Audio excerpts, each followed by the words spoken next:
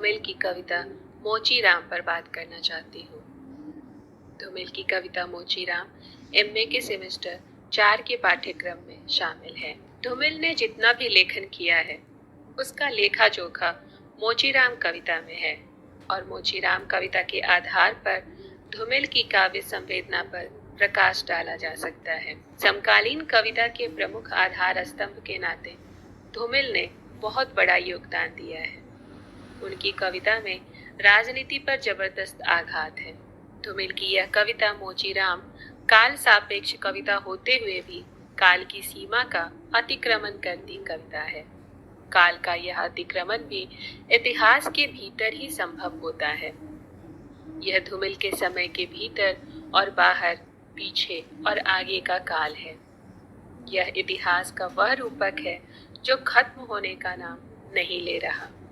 वर्ग समाज के कहराते अंतर विरोधों के बीच मोचीराम जीवन जीने के तर्क की तरह मौजूद है। जाहिर सी बात है कि धूमिल ने मोचीराम को चुना ही इसलिए है कि वह साधारण सा चरित्र, इतिहास का नामालूम सा चरित्र, मनुष्य के जीवन के संघर्ष को, उसकी मानवीयता और संवेदनशीलता को प्रतिरोध के भावों के साथ बेखटके कह सकता है। इस मोचीराम के पास कवि जाते हैं और इसी मोचीराम से वह उसके जीवन अनुभवों को पाते हैं। मोचीराम कविता की पंक्तियां हैं। रापी से उठी हुई आंखों ने मुझे क्षण भर टटोला और फिर जैसे पतियाए हुए स्वर में वह हंसते हुए बोला, बाबूजी, सच कहूं मेरी निगाह में ना कोई छोटा है ना कोई बड़ा है। मेरे लिए हर आदमी एक जोड़ी जूता है जो मेरे सामने मरम्मत के लिए खड़ा है। मोचीराम अपने आत्मविश्वास को कहीं से भी कमजोर नहीं करता है। एक गैर बराबरी की व्यवस्था में जहां तमाम तरह की भेदकारी दीवारें हैं और जहां भेदभाव के कारण अनेक समस्याओं से मनुष्य घिरा हुआ है, वहां मोचीराम के लिए इस भेद के कोई मायने नहीं है। उसके लिए सभी बराबर हैं। बराबर इसलिए कि वह तो जूते ठीक करता है, चाहे वह जूते किसी के हों। मोचीराम के लिए उसका काम उसे रोटी देगा, इसलिए उसके लिए सभी बराबर हैं। पर ऐसा नहीं है कि मोचीराम को भेदभाव मालूम नहीं है। वह अपने पेशे से जुड़कर ही वह भेदभाव, वर्ग भेद को देखता है और आदमी की अलग अलग नवैयत बतलाते हैं। सबकी अपनी अपनी शक्ल है, अपनी अपनी शैली है। जाहिर है कि कवि एक वर्ग विभक्त समाज में रह रहा है और मोचीराम भी इसी वर्ग की उपज है। यहाँ तरह तरह के जूते आते हैं जिनके द्वारा अलग अलग व्यक्ति की, उनके वर्ग की पहचान होती है। जूतों की हालत और उनकी बनावट से ही उनके पहनने वालों की आर्थिक हैसियत का पता चलता है। मसलन एक जूता है। जूता क्या है? चकतियों की थैली है। इसे एक चेहरा पहनता है जिसे चेचक ने चुग लिया है। उस पर उम्मीद को तरह देती हुई हंसी है, जैसे टेलीफोन के खंभे पर कोई पतंग फंसी है और खड़खड़ा रही है। मोचीराम के लिए यह विकट स्थिति है। उसकी मन स्थिति का यह कठिन क्षण है। उसे ऐसा जूता सुधारना है जो सुधारने के लायक नहीं है। वह इतनी बार सुधारा जा चुका है कि उसे सुधारने के पैसे देना ठीक नहीं है। यह उस आदमी का जूता है जिसकी हैसियत ही नहीं है कि वह नया जूता खरीद सके। इसलिए मोचीराम कहते हैं, बाबूजी, इस पर पैसा क्यों फूंकते हो? मैं कहना चाहता हूँ मगर मेरी आवाज लड़खड़ा रही है।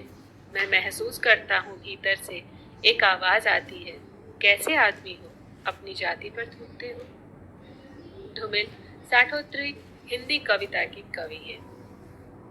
जब स्वाधीनता से की गई सारी आशा आकांक्षाएं ध्वस्त होने लगी थी, आजादी से मोह भंग होने लगा था, सभी जगह बिगाड़ पैदा हो गए थे।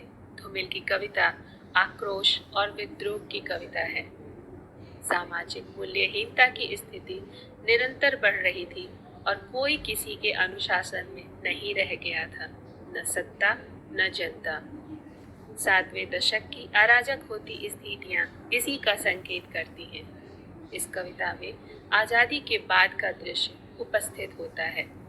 मोचीराम बात कर रहे हैं, आजकल कोई आदमी जूते की नाप से बाहर नहीं है। मोचीराम का यूं ही कह दिया गया कथन नहीं है। मोचीराम आखिर अपनी भाषा में ही बात कहेंगे, पर उनकी इस बात की अर्थ ध्वनि बहुत दूर तक जाएगी। मनुष्यता के क्षरण का यह संकेत आजादी के पश्चात निरंतर देखने को मिलता है।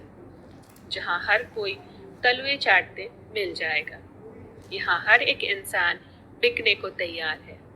कोई भी किसी का भी जूता बनने को तैयार हो जाता है।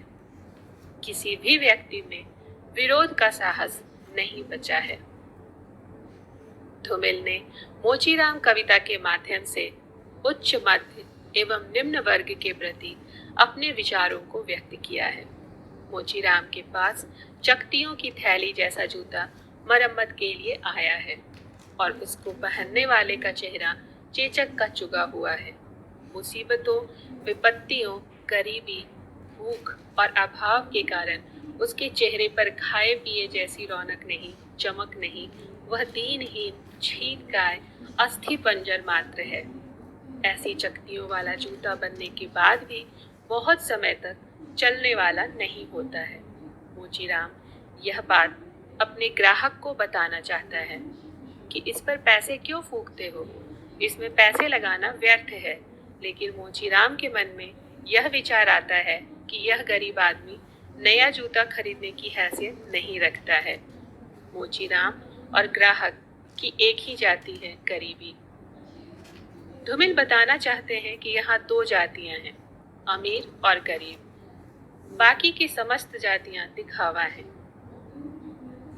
गरीब की ना कोई जाति होती है, ना कोई धर्म होता है। गरीब स्वयं एक जाति होती है। गरीबी की एकमात्र जाति है गरीबी और एकमात्र धर्म है गरीबी। यह समझ मोचीराम को है, यही उसकी वर्ग चेतना है। जब वो कहता है, कैसे आदमी हो, अपनी जाति पर थूकते हो, अपनी ही जाति की उपेक्षा करते हो, उसकी गरीबी से घृणा करते हो, और फिर वह पूरे मनोयोग से चकतियों वाले जूते की मरम्मत करने लगता है। इस प्रकार मोचीराम निम्न वर्ग का प्रतिनिधित्व करता है और चकतियों की जगह जूते पर अपनी आंखें टांकता है। आंखें टाकना भले ही मुहावरा हो, पर यहाँ तो मोचीराम अपनी पूरी संवेदना और सहानुभूति तथा मनोयोग को ही प्रकट कर रहा है। मोचीराम के पास एक अन्य वर्ग का भी ग्राहक आता है, जिसके पास मोचीराम के मन में कोई संवेदना, सहानुभूति नहीं है। यह जूता बांध कर आने वाला जूता पहनकर आने वाले वर्ग से अलग है। एक अभावग्रस्त और दूसरा अभाव रहित वर्ग का प्रतिनिधित्व करता है। जूतों के माध्यम से वर्गों की पहचान मोचीराम से बेहतर कौन कर सकता है। यह मोचीराम कविता का एक महत्वपूर्ण पक्ष है। इससे उच्च और इससे निम्न वर्ग का ग्राहक मोचीराम के पास नहीं आता है। इससे निम्न वर्ग का आदमी जूता पहनता ही कहाँ है। उसे तो पूरी उम्र हर मौसम और हर रास्ते पर नंगे पैर ही चलना है। जूता खरीदने की उसकी हैसियत नहीं है। मोचीराम अति संपन्न वर्ग और अति विपन्न वर्ग की बात नहीं करता, पर जिस वर्ग को वह जानता है उसके विषय में उसने बहुत कुछ कहा है। मध्य वर्ग काम तो मनवाना और पूरा लेता है, पर वह मेहनताना पूरा नहीं देता है। मेहनताने से साफ नट जाता है। इतना ही नहीं, यह संस्कारहीन मध्य वर्ग सड़क पर आती जाती स्त्रियों को कामुक दृष्टि से देखता है और अपनी व्यस्तता का ढोंग करता है। झूठी व्यस्तता और हड़बड़ी का दिखावा करता है तथा मोचीराम को आदेश पर आदेश देकर अधिक काम लेता है। मोचीराम के पास ऐसे ग्राहक भी आते हैं जो न तो समय के पाबंद होते हैं, न ही अक्लमंद होते हैं। ऐसे ग्राहक अपने सुख और सुविधा को दिखाने के लिए तनिक सी गर्मी में ही मौसम के नाम पर रोना रोने लगते हैं और बार बार पसीना पोंछते हैं। मोचीराम ऐसे मध्यवर्गीय ग्राहकों के प्रति सहानुभूति नहीं रखता, बल्कि उनकी अजीबोगरीब हरकतों को बड़े ध्यान से देखता है।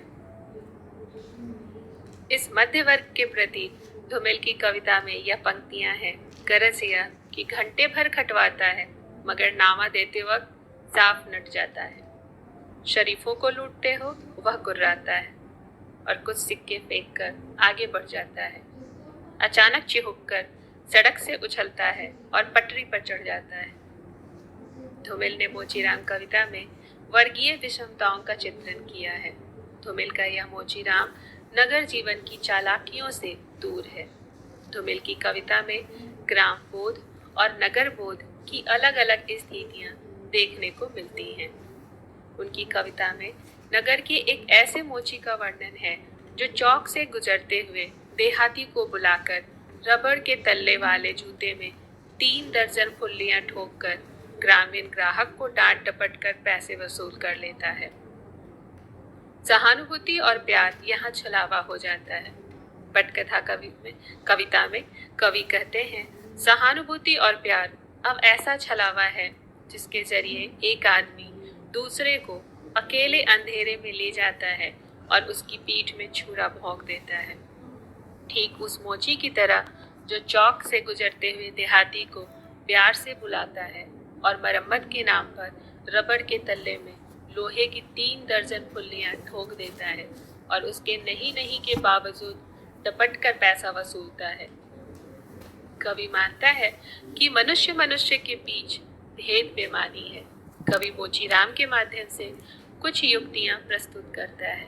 इन युक्तियों का सबसे बड़ा तर्क यह है कि जाति पाति का संवेदनहीनता से कोई सीधा संबंध नहीं होता। एक तथाकथित छोटे समझे जाने वाले पेशे और तथाकथित छोटी या नीच समझी जाने वाली जाति से संबंधित व्यक्ति तथा ऊंची जाति के संपन्न व्यक्ति को जीवन के सुख दुख एक से प्रभावित करते हैं। वसंत का उल्लास दोनों को एक सा प्रभावित करता है। मोचीराम कविता में कवि ने मध्यवर्गीय जीवन की स्थितियों को प्रस्तुत किया है। हाय फ्रेंड्स, आपने अपने इर्द गिर्द बहुत से लोगों से ऐसे सुना होगा, खाली हाथ आए थे खाली हाथ जाना है, मोह माया में क्या रखा है। मैं कहना चाहता हूँ ये हारे हुए लोग। कवि ने सभ्यता और नफासत का नकाब ओढ़े व्यक्ति की असलियत का पर्दाफाश करते हुए उसके आचरण का वर्णन किया है। उसकी आंखों में लालच है, हाथ में घड़ी है, उसे कहीं जाना नहीं है, मगर चेहरे पर बड़ी हड़बड़ी है। वह कोई बनिया है या बिसाती है, मगर रोब ऐसा कि हिटलर का नाती है। मोचीराम कविता में समाज के उच्च वर्ग की उपस्थिति देखने को नहीं मिलती है, क्योंकि उच्च वर्ग सुधरवाए जूते नहीं पहनता है। कविता में उच्च वर्ग की अनुपस्थिति से कवि का यथार्थवादी दृष्टिकोण पुष्ट होता है। इस प्रकार मोचीराम कविता में वर्ग चेतना की सार्थक अभिव्यक्ति देखने को मिलती है। इसीलिए यह कविता विशुद्ध मार्क्सवादी सिद्धांतों की कविता भले ही ना हो, किंतु यहाँ वर्गबोध और वर्ग की पहचान स्पष्ट रूप से देखने को मिलते हैं। यहाँ जीवन के अनुभव से आई यथार्थवादी दृष्टि है। धूमिल की कविताओं में से यह पेशेवर वर्ग की कविता है, पेशेवर हाथों के जीवन की कविता है। स्पष्ट है कि मोचीराम अपने वर्ग को समझता है और उससे सहानुभूति भी रखता है। मोचीराम एक चरित्र प्रधान कविता भी है। मोचीराम में हमें उसके चरित्र का साहस, सरलता और मनुष्य की सटीक पहचान देखने को मिलती है। वह आज के आदमी की जो परिभाषा करता है, उसकी अनेक मुद्राएं धूमिल की दूसरी कविताओं में भी देखने को मिलती हैं। मोचीराम इन सब की पहचान अपने कार्य व्यापार से ही करता है। कविता में पंक्तियां हैं, पेशेवर हाथों और फटे हुए जूतों के बीच कहीं न कहीं एक अदद आदमी है, जिस पर टांके पड़ते हैं, जो जूते से झांकती हुई अंगुली पर चोट छाती पर हथौड़े की तरह सहता है। एक पेशेवर आदमी की नियति, युग की निर्मम विसंगतियों और क्रूर विडंबनाओं का चित्रण इस कविता में देखने को मिलता है। मोचीराम का यह चरित्र आम आदमी का प्रतिनिधित्व करता है। इस कविता में आज की मानव नियति की सटीक व्याख्या भी है। धूमिल की कविता का यह संसार महानगर की किसी संकरी गली में दबे हुए किसी मध्य वर्गीय का संसार नहीं है। वह हमारे सामने सड़क चौराहे पर, खेतों कारखानों में जीते जागते और संघर्ष करते हुए मनुष्य का संसार है। मोचीराम उन्हीं में से एक है। मोचीराम कविता में धूमिल ने जीने के सही तर्क को मोचीराम के माध्यम से व्यक्त किया है। जीने का यदि सही तर्क हो तो पेशा उसमें बाधा नहीं बनता है। प्रकृति का निसर्गजात सौंदर्य भी पेशे में बाधा नहीं बनता है। मोचीराम के पेशेवर अनुभव में वसंत का दखल मानो मुक्ति के मार्मिक संकेत की तरह है। बाबूजी, असल बात तो यह है कि जिंदा रहने के पीछे अगर सही तर्क नहीं है तो रामनामी बेचकर या रंडियों की दलाली करके रोजी कमाने में कोई फर्क नहीं है। आप इस बसंत को ही लो, यह दिन के तांत की तरह तानता है। पेड़ों पर लाल लाल पत्तों के हजारों सुर्ख तल्ले धूप में सींचने के लिए लटकाता है। सच कहता हूँ, उस समय रापी की मूठ को हाथ में संभालना मुश्किल हो जाता है। आंख कहीं जाती है, हाथ कहीं जाता है, मन किसी झुंझलाए हुए बच्चे सा काम पर आने से बार बार इनकार करता है। जीने के सही तरीके के साथ जीवन की अनुभूतियों को यहाँ स्पष्ट रूप से देखा जा सकता है। हमारी ज्ञानेंद्रियां और कर्मेंद्रियां का जीने का सही तर्क से गहरा संबंध है। प्रकृति की रागात्मकता से हमारी अनुभूतियों का गहरा संबंध है। इसीलिए मोचीराम अपने आसपास के लोगों के चरित्र का सूक्ष्म निरीक्षण और मूल्यांकन करता है। तभी कवि कहता है कि कोई भी पेशा हो, उसमें आत्मसम्मान आवश्यक है। निष्ठा और ईमानदारी से किया गया कोई भी कार्य व्यर्थ नहीं रहता। जिंदगी रहने के पीछे यदि कोई तर्क है तो रामनामी बेचना या रंडियों की दलाली करना एक जैसा है। मोचीराम का जिंदगी जीने का यही तरीका उसे अपने पेशे के साथ एक समूह का हिस्सा बना देता है। यह समूह सामान्य जन का है, मुसीबत, अन्याय और अभाव की चकतियों वाले चेहरों का है। यह समूह समाज व्यक्तिवादी नहीं है, जैसे मोचीराम व्यक्तिवादी नहीं है। तभी वह वसंत के आनंद को पूरी जीवंतता के साथ अनुभव करता है। मोचीराम की यह चेतना, उसकी उद्विग्नता विशेष महत्वपूर्ण है। इसीलिए वह बताता है कि जिंदगी में नए नए रूप विकसित होते हैं। मोचीराम सच्चाई को जान चुका है। जो पेट की आग के कारण डरते हैं, वे भी इस सच्चाई को जानते हैं। जो हर अन्याय को चुपचाप सहते हैं, जानते समझते वे भी हैं। जो इस अन्यायी व्यवस्था को जानकर भी चुप हैं, उनकी चुप्पी का भी अर्थ है। वे चुप रहकर भी वास्तविकता को समझते हैं। जबकि मैं जानता हूँ कि इनकार से भरी हुई चीख और एक समझदार चुप दोनों का मतलब एक है।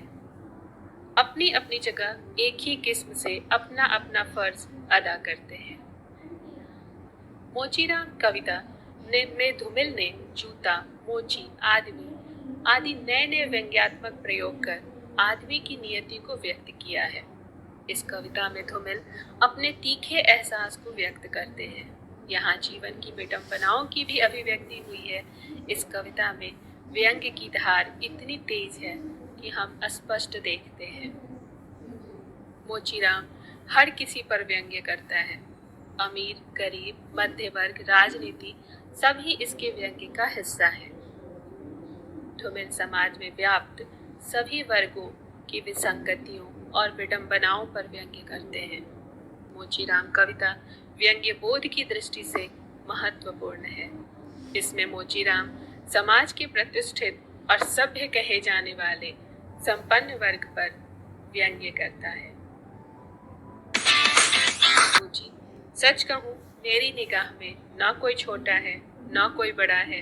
मेरे लिए हर आदमी एक जोड़ी जूता है जो मेरे सामने मरम्मत के लिए खड़ा है। मोचीराम का यह चतुर व्यवहार प्रत्येक वर्ग की चालाकियों को पहचानता है और वह अपनी राय व्यंग्य मुहावरे में व्यक्त करता है। यह मुहावरा ही वस्तु स्थिति की खरी और सार्थक पहचान है।